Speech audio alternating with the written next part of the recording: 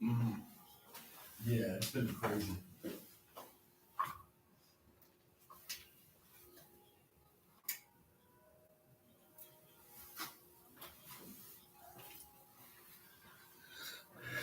Right.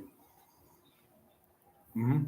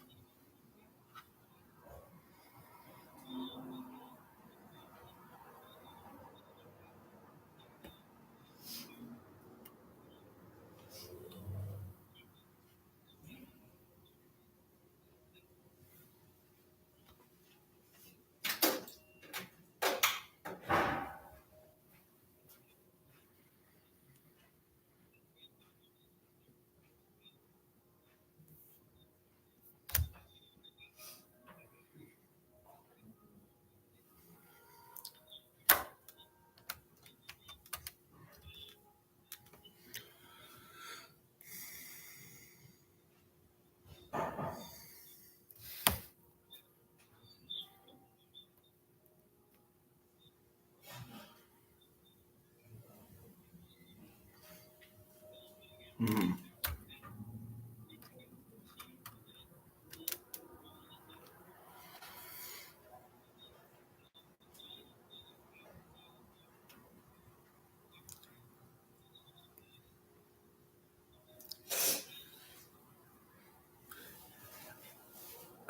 I'm jumping into class, but I think Dr. Carter has a good. I give full permission to speak on the study, even as PI. I trust you and I honor you as a colleague. So, all right, see you later.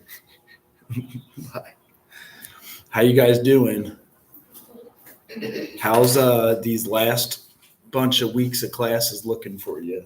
Happy, mad, glad, sad, scary, or none of the above? What's the hardest? I had to write a 10-page paper. Ooh, for who? I think it's my writing research. Oh, okay. Yep.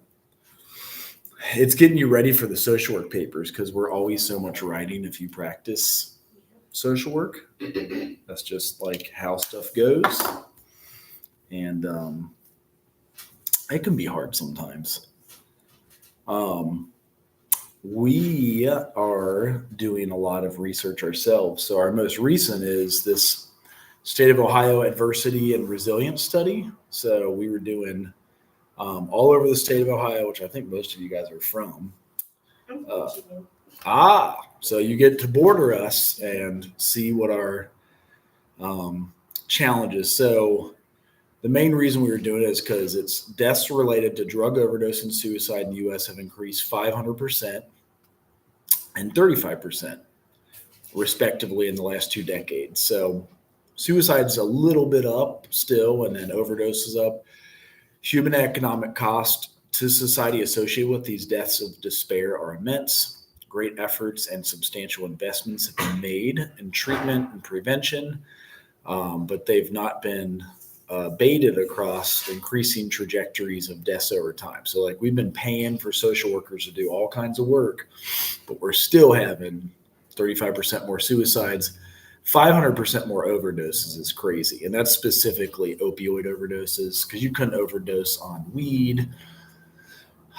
Now they sprinkle fentanyl on it, so you could smoke some weed with fentanyl, but opiates, heroin kind of went away for a little bit in the 70s and 80s, but with that coming back, that's the main drug you can overdose on.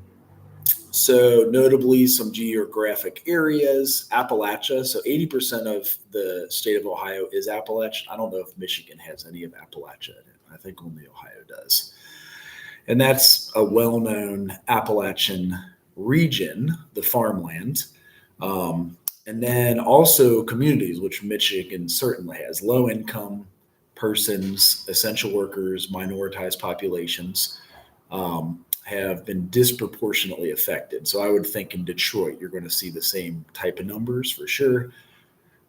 Risk factors have been identified for substance use and suicide deaths, forms of adversity, neglect, and opportunity, indexes, and trauma. Yet biological, psychological, and social mechanisms driving risk are not uniform. So it could be some of this, it could be some of that. So we're trying to figure out what it is. Um,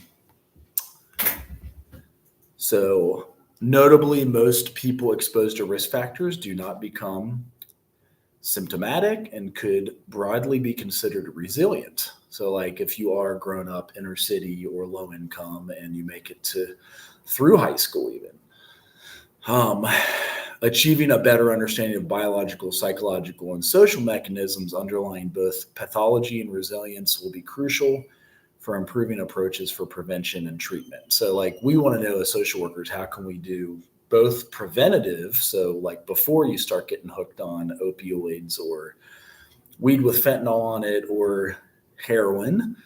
And if you do get hooked on it, the treatment. So, what treatment approaches can we do?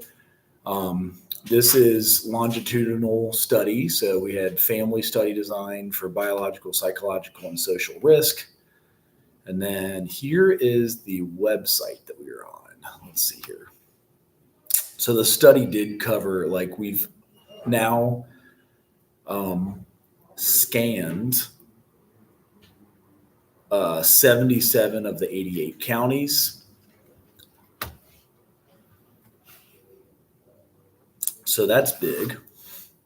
And this was one of our publications on it. So, and you always, whenever you do publications, you do strengths and limitations of the study.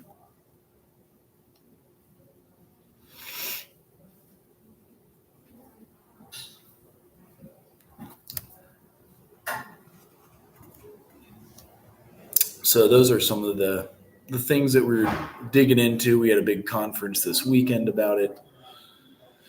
And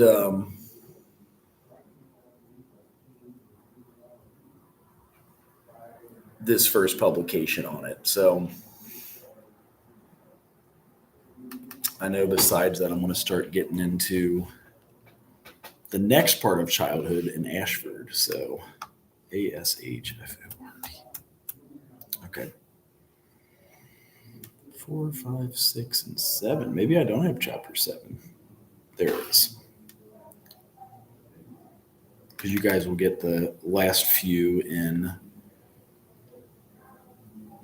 Human Behavior Part 2. Are you guys going to take any summer classes? If you take 2, it should be funded through the Pell Grant. It'll be free. So we are trying to deliver them online, and then it'll be like funded and paid for, which is exciting. That was a big deal. So adolescence, anybody know what ages adolescence covers? If you were to make a guess.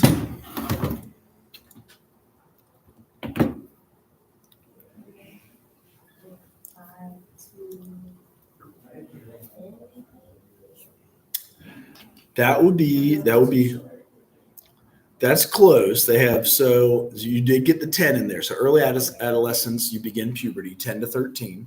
Middle adolescence, 14 to 16, high school. And they do late adolescence where you're independent, like you can join the military at 17, is 17 to 22. I even extend that nowadays. More people are living at home longer because the economy's bad. I'd say 25. So the growth spurt, height and weight, girls begin around age 10 and it lasts 2 years. Boys begin, so 5th grade for girls. Are you guys always taller than the boys in your class until 5th, 6th, and 7th? Does that sound right? And then the boys, if it's beginning at 12, they have a growth spurt at 7th, 8th, and 9th. So usually it's high school when they even out. Does that sound about right? Okay. So also puberty. So growth spurt, maturation of physiological mechanisms, and then secondary sex characteristics. So a lot of stuff comes up at this time, like primary sex characteristics. Boys have the production of sperm and development of sex organs. So like hair growth in pubic areas underneath arms, chest, face, shoulders, and back. The skin might become rougher. And then sweat glands increased production. Those are the secondary sex characteristics. Girls have production of eggs, and that has gotten super early nowadays. Like it was never this early in the history of humanity almost. So development of sex organs, hair growth in pubic areas, underneath arms, and a slight amount of facial hair. Skin becomes rougher, sweat glands increase production, slight enlargement of breasts known as breast buds. Then girls' menarche, the cyclic shedding of the uterine lining 2 weeks after ovulation. So that is pretty much having your period. And then you lose that uterine lining every like 28 days about. And then boys have nocturnal emissions. That would be of sperm, and then facial hair may go unnoticed. So they don't really notice it at like 10, 11, 12. I would say maybe it was more at like 12. So seventh grade and eighth grade. There's a secular trend and onset of puberty getting earlier over the past 100 years. So in the 1840s, it was 17 years old. So like you were literally an adult. Now you begin, does this sound normal to you all in the class? Like a girl could have a period at 11.5. So that would be sixth grade or fifth grade. So it used to be like your senior year of high school. And now it's fifth grade or sixth grade, which is, I know there's been debate that it's the bovine growth hormone or different things that we put into the milk. So both estrogen and testosterone are produced about a year before changes in the body and sex organs are visible. Then here is the production of, both of you have already presented, I think, right? So you're good to go. I feel like there's at least one or two more left. Hormone production differences during puberty. So there's testosterone. In girls, even goes up a little bit from like 10 up to 20. In boys, it goes from like 100 up to 500. And then those numbers at the bottom are pubertal stage. And then estrogen, so like boys even have a little bit, it could go from like 10 up to 25, and then girls goes from 10 up to 75, 80 almost. So there is that. Biophysical strengths and hazards. I forget how many. I wanted to stop this early enough to give you guys enough time to work on your paper that I hope to have you turn in like the outline or just like a rough draft of it next week, just to make sure you get started on it early enough. And if you had questions, you could ask them. So early and late matures. This is interesting. What do you guys think about this? So early boys, if you mature early as a boy, you're more athletic, successful in peer relationships, more confident.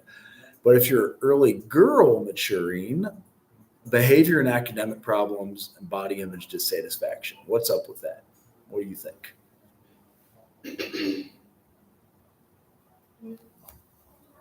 Probably like sexual stimulus more girls when they're growing up than boys. Boys get the like better end of the stick there, where it's like maybe with a girl. I'm trying to think back too. I would have to go to fifth grade. I think that would be the first time we either dated or had interest in girls. I don't know if that's changed. That would have been 1988. I was 10. Fifth grade. First girlfriend. Is that still the same nowadays, or is that not? Like, do people have boyfriend, girlfriends at like fifth or sixth grade? Is that normal, or is that late now? Like now you're I think it's kind normal. What do you think? Yeah. Okay. So, and I seem to remember the early developers in 1988. So that was 30 years ago. Well, God, I guess that's almost 40 years ago. Whew. 38 years ago. Then brain development, there's myelinization continues through adolescence. Emotions, judgment, and then problem solving still are developing. So like your frontal lobe develops literally till you're 25. Some common health concerns are nutrition, needs increase. So if you remember eating like a whole large pizza ever, or is that just boys that do that? I would do that. What's that? I said definitely never did. Okay. So I ran cross country, and you were supposed to carbo load the night before, and you would do a whole ton of pasta or even like a whole pizza because you just needed like sugar to burn fast in the morning, and that's what we would kind of do. Obesity is up, so like if you do eat it and don't burn it, there's also changing of our food. They would put more like seed oils in the food to like preserve it and make sure it doesn't go bad on the shelf. So there's a lot of partially hydrogenated soybean oils. There's all kinds of seed oils that really mess up lots of that. Acne is 80% of adolescents. So 4 out of 5 of you, I had to get a antibiotic to cure it. I don't know if you guys ever do the little face washes, the medicine, the what else did they have? Oh yeah, the zit creams, because your body's changing. Also, dysmenorrhea, cramping during menstruation.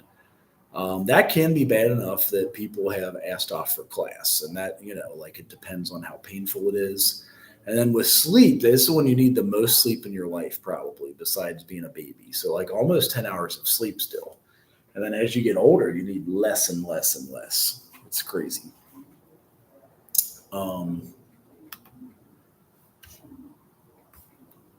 Psychological dimension. You've got cognitive development. I know we did Piaget. Are those the ones that I showed you guys last week? The formal operational stage. I want to make sure. I know I showed one last week. And it is always hard to copy. Here we go. Copy. So,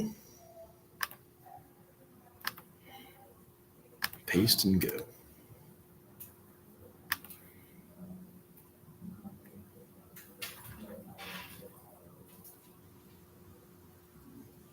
Actually, I don't think. Did we watch this one? Anybody remember? I feel like this is different. Let me try. Because these are all the stages in the theory you can quote in your final paper. Springtime, party time, go time. Here are 3 must-haves for spring So from many Best damn Buy. commercials. Piaget's theory argues that we have to conquer 4 stages of cognitive development. First, the sensory motor stage. Second, the pre-operational stage. Third, the concrete operational stage. And fourth, the formal operational stage. Only once we have gone through all the stages, at what age can vary, we are able to reach full human intelligence. 1. The sensory motor stage, ages birth to 2. In the sensory motor stage, we develop through experiences and movement our 5 senses. Our brain wants to see, hear, smell, taste, and touch as much as possible. First, we start with simple reflexes, and soon after, we develop our first habits. From 4 months old, we become aware of things beyond our own body, and then as we get older, we learn to do things intentionally. A key milestone is the development of working memory, or in Piaget terms, our realization of object permanence. Before that, our mum could show and then hide a teddy, and we would think it's gone. After, we understand that objects continue to exist, even when we can't see them. We start becoming curious about everything. We want to smell flowers, taste food, listen to sounds, and talk to strangers. To explore more, we move. We learn to sit, crawl, stand, walk, and even to run. This increased physical mobility consequently leads to increased cognitive development. But we remain egocentric, meaning we can perceive the world only from our own point of view. 2. The pre-operational stage, ages 2 to 7. Our thinking is mainly categorized through symbolic functions and intuitive thoughts. We have lots of fantasies and believe objects are alive. As we are not able to apply specific cognitive operations, Piaget calls this stage pre-operational. We learn to speak and understand that words, images, and gestures are symbols for something else. When we draw our family, we are not concerned about drawing each person to scale, but rather with their symbolic meanings. We love to play pretend, which allows us to experience something new and learn a lot. At around age 4, most of us become very curious and ask many questions. We want to know everything. We can call it the birth of primitive reasoning. Piaget calls it the intuitive age, because while we realize that we have a vast amount of knowledge, we have no idea how we acquired it. Our thinking in this stage is still pretty egocentric. We think others see the world like we do, and still don't understand that they see it differently. 3. The concrete operational stage, ages 7 to 11. We finally discover logic, and we develop. So we did call this last class the age of reason, because this is where you do discover logic and then you see what comes after Concrete cognitive operations, such as sorting objects in a certain order. One example of this is inductive reasoning, which means that if we see someone eating a cookie, we can draw a conclusion and then make a generalization. And we now get the concept of conservation. We understand that if we pour orange juice from a normal glass to a taller one, the amount stays the same. Our younger sister will pick the taller glass, thinking she gets more. By the same logic, we only now can understand that if 3 plus 5 equals 8, then 8 minus 3 must equal 5. Our brain learns to rearrange our thoughts, to classify and build concrete operational mental structures. For example, we now know that we can reverse an action by doing the opposite. Excited by our new mental abilities, we apply them in conversations, activities, when we learn to write, and in school. As a result, we get to know ourselves better. We begin to understand that our thoughts and feelings are unique and not necessarily those of others. That means that we learn to put ourselves in someone else's shoes. 4. The formal operational stage, age 12 plus. Once we become teenagers, we become formally operational. We now have the ability to think more rationally about abstract concepts and hypothetical events. Our advanced cognitive abilities allow us to understand abstract concepts such as success and failure, love and hate. We form a deeper understanding of our own identity and our morality. We now also think that we understand why people behave the way they behave, and as a result, can become more compassionate. Our brain can now do deductive reasoning, which means we can compare two statements and reach a logical generalization. Our new mental skills allow us to plan our life systematically and prioritize, and we can make assumptions about events that have no necessary relation to reality. We can now also philosophize and just think about thinking itself. Our new sense for our identity now also creates egocentric thoughts, and some start to see an imaginary audience watching them all the time. Piaget believed in lifelong learning, but insisted that the formal operational stage is the final stage of our cognitive development. Jean Piaget's first interests were animals, and he published his first scientific paper on albino sparrows in 1907, when he was just 11 years old. In 1920, he began working with standardized intelligence tests. He realized that younger children consistently make types of mistakes that older children do not.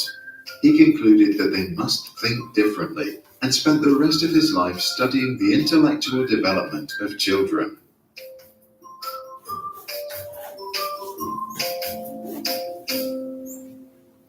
So that is Piaget, another one of the theories you could quote in your final paper.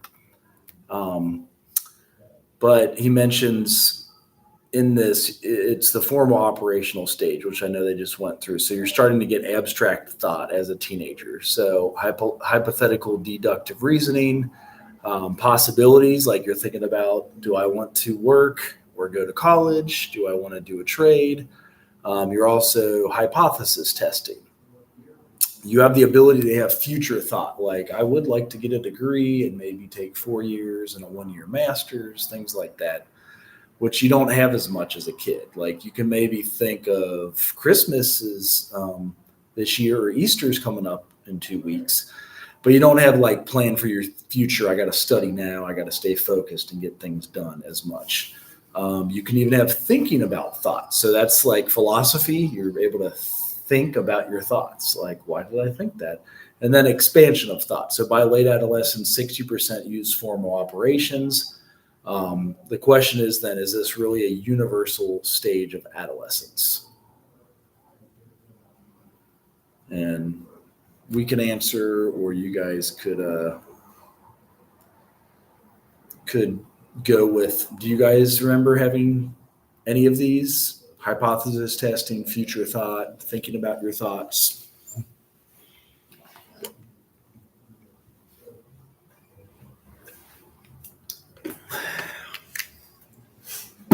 Like, what made you choose social work? I like giving advice and everything and helping people. I feel like that's like my skill set. Mm-hmm. So that's what like made me choose it. Anybody else? I just always want to help people. Any people in the family that are social workers? Nope. Okay. And yeah, getting the degree helps a ton. As you can get a license, and being that we're accredited, you get that 1-year master's, so you can actually make some real money. I do kind of want to break these into thirds. So I'm going to stop on 11 and open up for questions about the paper if you guys have any. These are things you can add into it. A lot happens in the teen years, and really from when you start remembering memories at 3 and 4.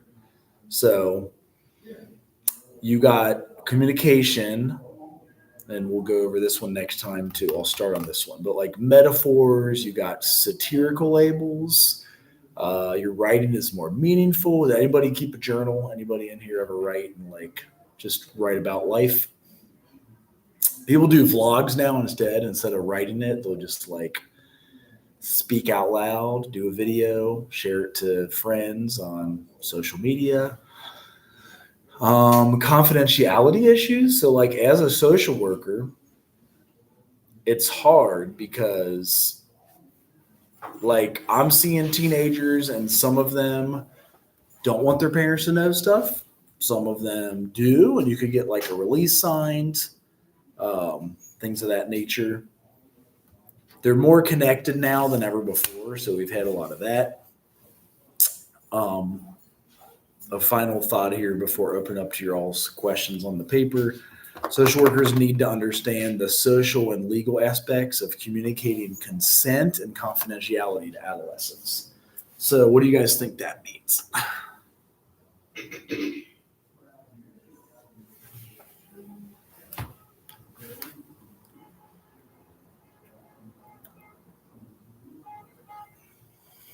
guess just letting them know their rights, like they don't have to let their parents know, but like if it's something dire for like risking their life or someone else's, we have to tell them. Mm-hmm. That's a big one. We always say everything's confidential. If you're a harm to self or others, we have to report it. Consent is big because I always say counseling in general is voluntary. even when you're court ordered. So you can be court ordered to counseling and you can say, nah, I'm not going. I'll go to jail instead. So that's an option. Like you don't have to go to counseling. Most people choose counseling because it's easier than staying in lockdown, 3 hots in a cot, but you do have a choice. So with counseling being voluntary, I always say they create their own treatment plans. They come up with the goals they want to work on. It's consensual. So like they consent to come and see you, even if it is court ordered. They're like, okay, I choose, and I'll sign the consent form.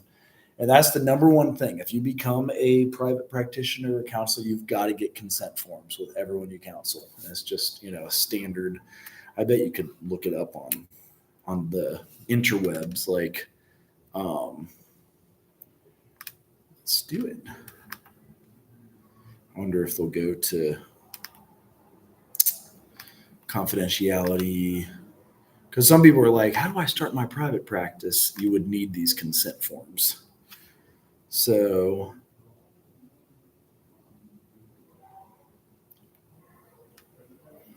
yeah, are they old enough and wise enough to know what consent is, the legal limitations, the ethical principles guiding it? Let me see if somebody has consent form.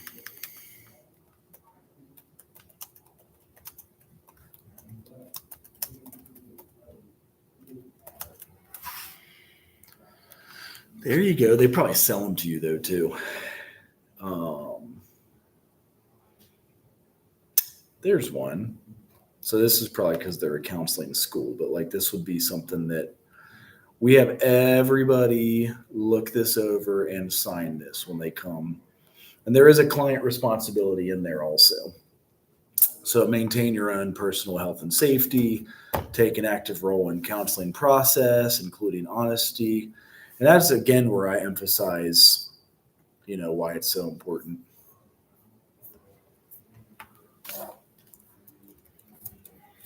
And then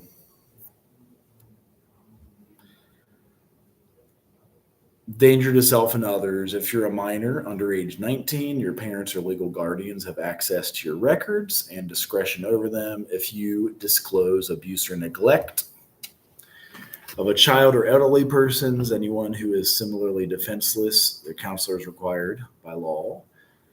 If you are in group counseling, your counselor must still maintain confidentiality of the group. However, your counselor cannot guarantee the group members will maintain confidentiality. We get into that. Practice 2 is the groups course, but I can tell you it's confidential, but you got everyone else in there. They don't have to follow any laws to a license like we do. And then they got all that, and then they got to sign it. So that's usually what I get before we start counseling with them. Any questions for your final? The final? I can pull that one up again.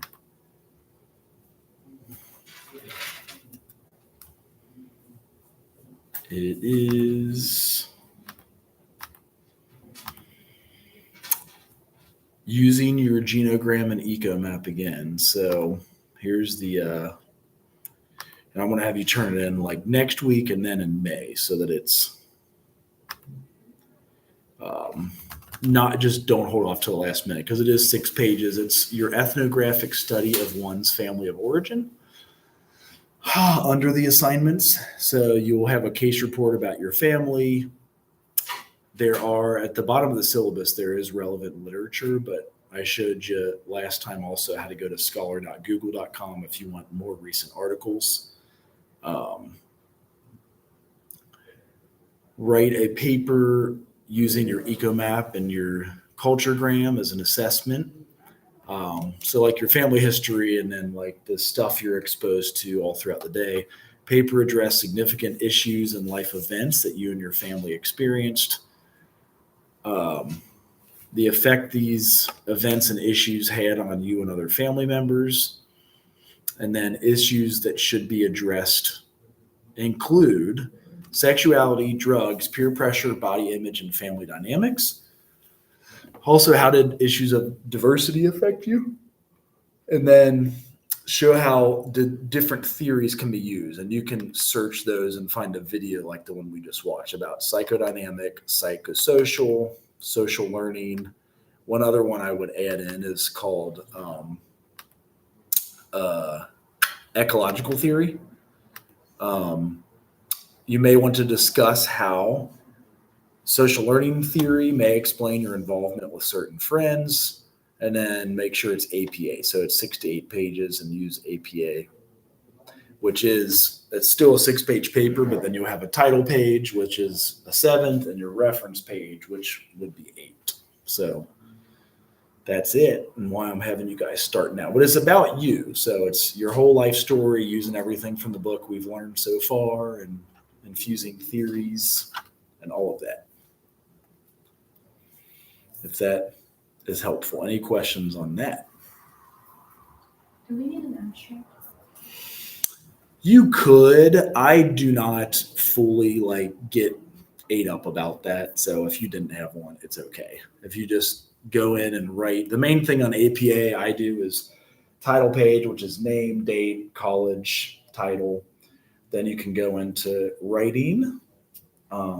You could have introduction to yourself, but then if you cite, put Trouth 2020, whatever last name you had. If it's a direct quote, put it in quotes, whatever is the direct quote, to give credit, and then all references at the end. And it could be our book, it could be other Google Scholar articles. So scholar.google.com. If you go in, here is how you would do it. You could do oh, I didn't know you could search books. That's fun.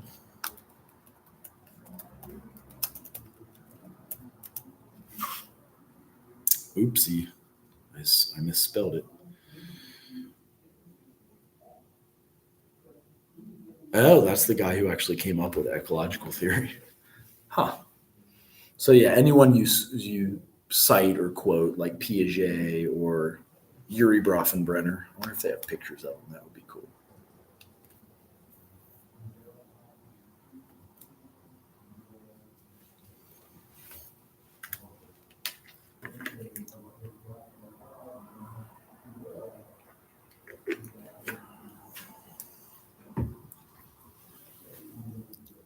Any other questions? I didn't do the social work application, because I don't think I did that. The easiest is just search social work or social work at Central State. So there, and from there you just go into documents, and you can fill it out by hand if that's easy for you. It's at the bottom, forms and documents, and there's the application right there. So you can either print it if you would rather type it. I know you can copy and paste it to Word, and you just fill it out. Okay. And then we fill it out and then take a picture of it and just maybe do an assignment. Yeah, if you type it up, you can just upload it right to the D2L, Okay. and that should cover it. Oh yeah, I remember you saying you have to actually apply to be a social worker. We do, and that's part of accreditation. So if we don't get an application from every social work student, we could lose our accreditation. It's crazy. I think they want you to really think about it, because it's not always the easiest of jobs, but it can be a very rewarding job. You know what I mean? So they want you to really think about it, is all.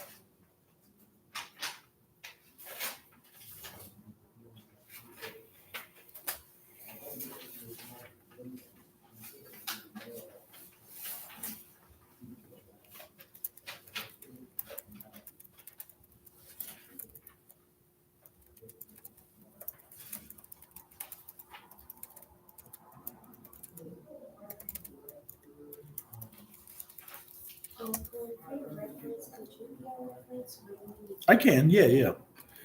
Any teacher too, if that's helpful.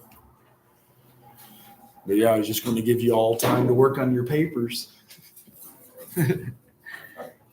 So you can watch the recording and still sign under it, whatever's easiest.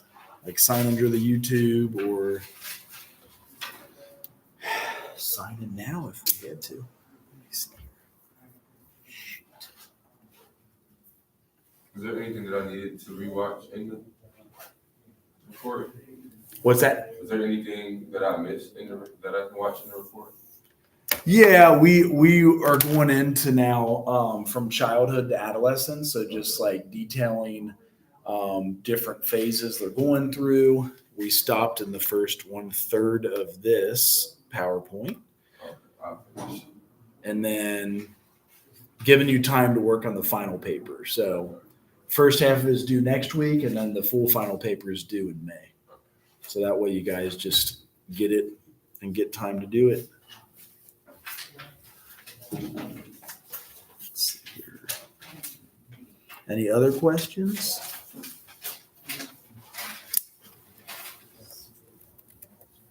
Anybody have an extra piece of paper? We could do a sign in that way. Okay. Cool. Shoot. So what I usually recommend, do you have like an iPhone or another type? So what's better than the picture is Dropbox app is free. So you just download this. It's the Dropbox app, and then you hit scan, and it'll scan it right here. You hit scan document, and say you just wanted to scan like that, and then you hit next page, and you can scan 5 pages. You hit next. Say I want to scan, yeah, and then when you're done, you upload it, and it's a file. If that makes sense. And you can email it to yourself. Do you know if Ms. Jackson's still here by chance? She should be. She has her hours on the door, though. So if she wasn't, she'll have exactly. Which one of her classes are you in right now? And so